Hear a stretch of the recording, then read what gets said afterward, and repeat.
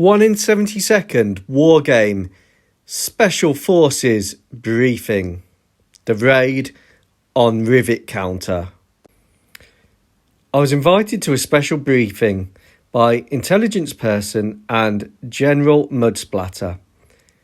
Operation Midnight is a raid to find out where secret documents have been going. Let's cover the ground. This is Madagascar. The raid will be launched from Morondava Air Base.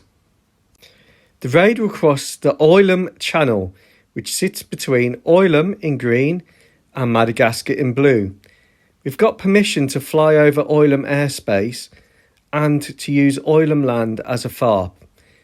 The raid will proceed up the Zambezi River into the disputed border region between Marmatia and Oilem, where we suspect the high-value target is located.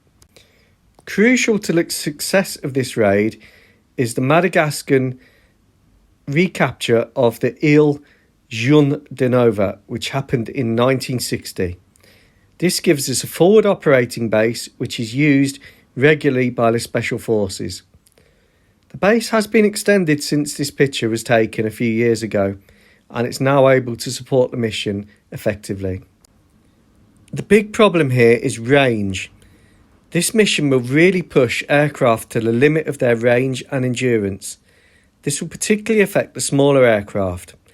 Some of the larger Special Forces assets are air refuelable. However, we're looking at around 1,100 kilometres each way, which is reduced to about 800 kilometres using the Ile Jeune de Nova.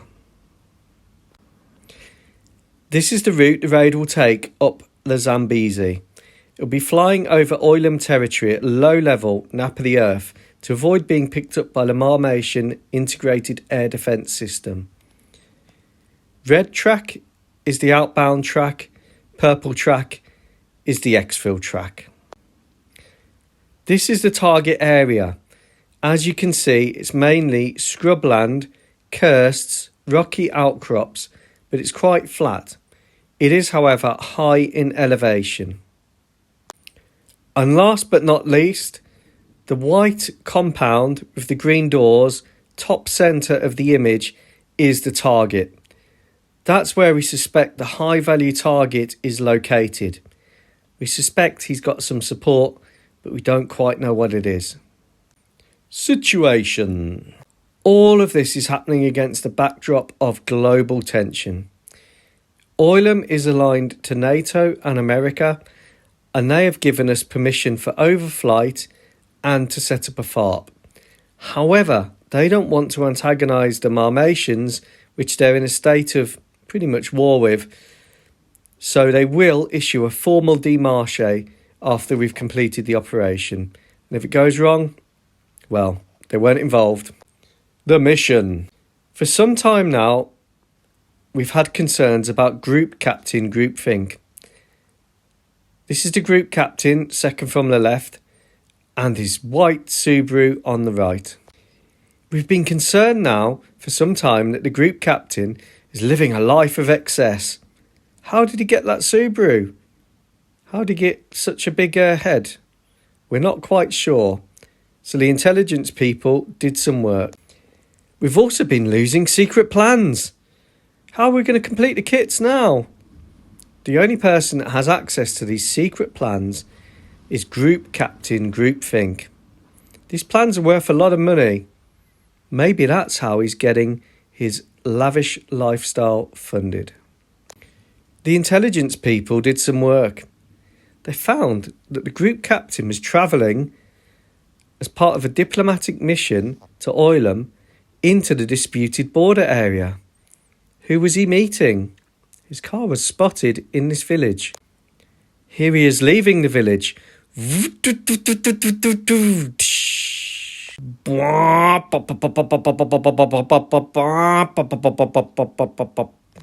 The intelligence people think he's meeting this guy. Rivet Counter. Rivet Counter is a well-known international bad person. He's normally up to no good, and he's normally in trouble with various people. Rivet Counter has an extensive history. He's always finding fault in others, picking up on the slightest detail and accuracy. But does Rivet Counter link into even more bad people? We need to find Rivet Counter, we need to bring him back to find out what he knows, and we need to recover those stolen plans. The mission is therefore simple. The red arrow indicates the route that will be taken by the MH109 teams. The assault teams will be dropped off and they will head straight towards Rivet Counter's location. The blue arrows indicate the MH60 support group teams who will move through the village, clearing it and acting as a stop. So to summarise, the mission is to capture Rivet Counter. Execution. The main problem we've got is distance. Even using the Ile Jean de Nova, we have around 800 kilometres on the insertion route and 800 kilometres on the exfil route. The orange pattern indicates the track that the support assets will take. These will include aerial refuelling assets, MC-130Js for the helicopters and KC-135 for the fast movers. We'll be flying in nap of the earth, low level, up the Zambezi. It's important that we take this route as it's the shortest to the target area.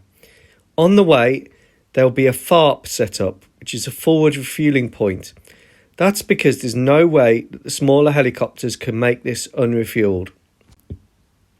The FARP will be established in this area. Combat search and rescue helicopters will also deploy forwards. There'll be 4 Chinooks, 2 in Fat Cow configuration. The Fat Cows will be responsible for refuelling the AH-109s. This is where the FARP will be set up. The Fat Cow Chinooks will set up in the red area. The blue area is where the AH-109s, smaller helicopters and other assets can come in and refuel. We're going to keep the time on the ground short, and there will be a FARP set up on the return. 2 of the 4 Chinooks will carry the QRF. They'll be available should the assault teams get into difficulties. The AH-109s will follow the red route into the target area. The MH60s will then follow the blue route after the AH-109s have cleared. Actions on entering the village.